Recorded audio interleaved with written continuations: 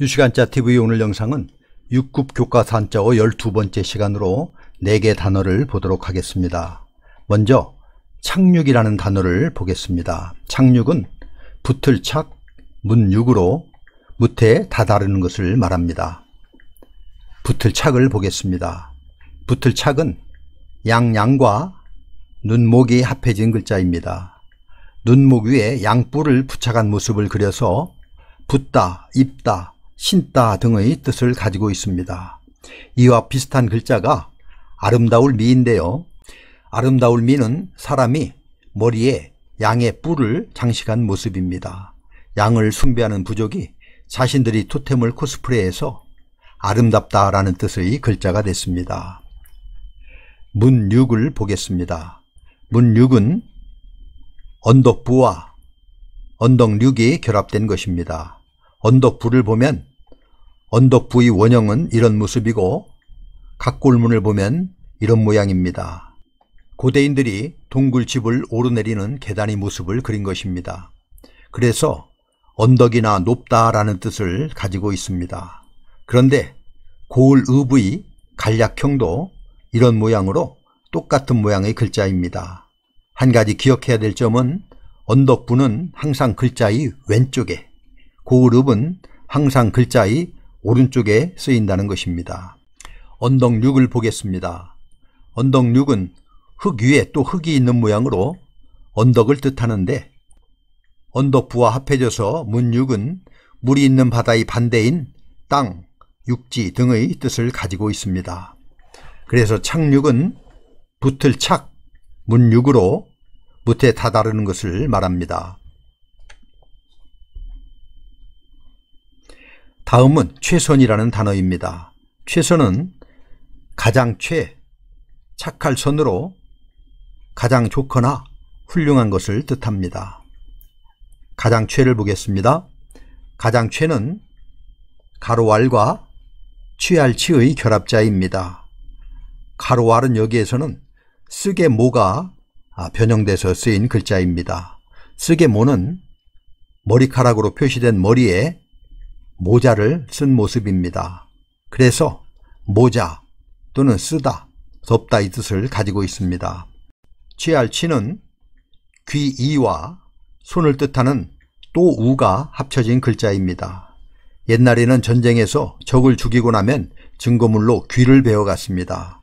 그래서 취한다라는 의미를 가지게 되었습니다. 그 취한 귀의 숫자로 공을 헤아려서 상을 받았죠. 그 중에서 가장 큰 공은 우두머리 귀를 취득하는 것이었습니다. 가장 최는 그것을 그린 글자입니다. 투구 같은 쓰개를 쓴 적장을 죽이고 귀를 취득하는 것이 최고의 공이어서 가장 최상의 뜻을 나타내는 글자입니다. 착할 선을 보겠습니다. 착할 선의 각골문은 이런 모양입니다. 양 아래에 눈을 그린 것으로 보기에 좋다라는 의미입니다. 그런데 금문에서는 이런 모양으로 바뀌게 됩니다.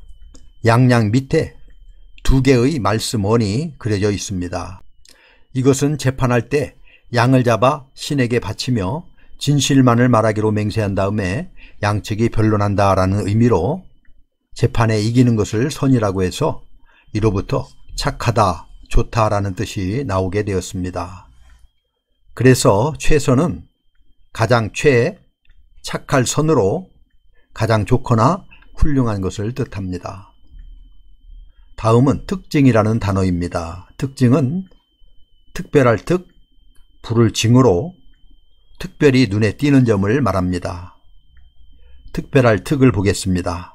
특별할 특은 소우와 절사가 합쳐진 글자입니다. 소우는 소의 머리와 뿔을 그린 글자입니다. 절사는 금문을 보면 이런 모양입니다. 위는 발을 의미하는 그칠 지이고 아래는 손을 의미하는 마디촌이 그려져 있습니다. 이것은 손으로 발을 받드는 모습으로 높은 분을 모신다라는 의미입니다. 그래서 나랏일을 하던 관청을 뜻했고 불교가 전래되면서 부처님을 모시는 절을 의미하게 되었습니다. 그래서 특별할 특은 희생제물로 사용하기 위해서 특별히 모시는 소를 뜻하는 것으로 희생, 숫소, 특별하다, 뛰어나다라는 뜻을 가지게 되었습니다. 불을 징을 보도록 하겠습니다. 불을 징의 소전은 이런 모습입니다. 불을 징은 조금 걸을 척과 길장, 임금왕, 칠복이 결합된 글자입니다. 조금 걸을 척은 단일 행에서 왼쪽 부분만 사용된 것으로 길이나 거리를 뜻하고 가다 또는 걸음을 뜻하기도 합니다. 길장은 머리가 하얗고 긴 노인을 의미하는 것이고, 칠복은 이런 모습으로 손에 몽둥이를 들고 치는 것을 그린 글자입니다. 그래서 불을 징은 가서 전쟁에 필요한 인력을 왕명으로 노인까지도 무력을 써서라도 동원하는 것을 뜻하는 글자입니다. 부르다, 징집하다, 거두다의 뜻을 가지고 있습니다. 또한 이렇게 부르는 경우는 특별한 경우이기 때문에 징조나 현상이라는 뜻이 파생되었습니다. 여기에서는 현상이라는 의미로 사용이 되었고요. 그래서 특징은 특별할 특, 불을 징으로 특별히 눈에 띄는 점을 말합니다. 마지막으로 평가라는 단어를 보겠습니다. 평가는 평론할 평, 갑가로 사람이나 어떤 것의 가치를 판단하는 것을 말합니다. 평론할 평을 보겠습니다. 평론할 평은 말씀언과 평평할 평이 합해진 글자입니다. 평평할 평은 근문을 보면 이런 모양입니다. 서로 같은 무게의 물건을 올려놓은 저울의 양쪽 끝이 평평하게 수평을 이루고 있는 모습으로 평평하다, 고르다, 평상시, 보통의 뜻을 가지고 있습니다. 그래서 평론할 평은 말씀언과 평평할 평이 합해진 글자로 말로 공평하게 평론한다 하는 것으로 평하다, 평론하다 라는 뜻입니다. 다음으로 갑가를 보겠습니다. 갑가는 사람인과 덮으라, 조개 패가 결합된 글자입니다. 덮으라는 소전을 보면 이런 모양입니다. 그릇의 뚜껑을 그린 것으로 덮다, 가리다의 의미를 가지고 있습니다. 그래서 갑가는 사람인과 덮을아, 조개 패가 합해져서 상대방에게 손에 움켜진 돈을 지불하는 모습으로 값, 가격, 값어치 등의 뜻을 가지고 있습니다. 그래서 평가는 평론할 평, 갑가로 사람이나 어떤 것의 가치를 판단하는 것을 말합니다. 자, 이렇게 해서 6급 교과산자어 12번째 영상으로 오늘 살펴볼 4개 단어를 모두 알아보았습니다. 다시 한번 정리해보면 착륙은 붙을 착, 문육으로 무태 다다르는 것을 말합니다. 최선은 가장 착할 선으로 가장 좋거나 훌륭한 것을 뜻합니다. 특징은 특별할 특, 불을 징으로 특별히 눈에 띄는 점을 말합니다.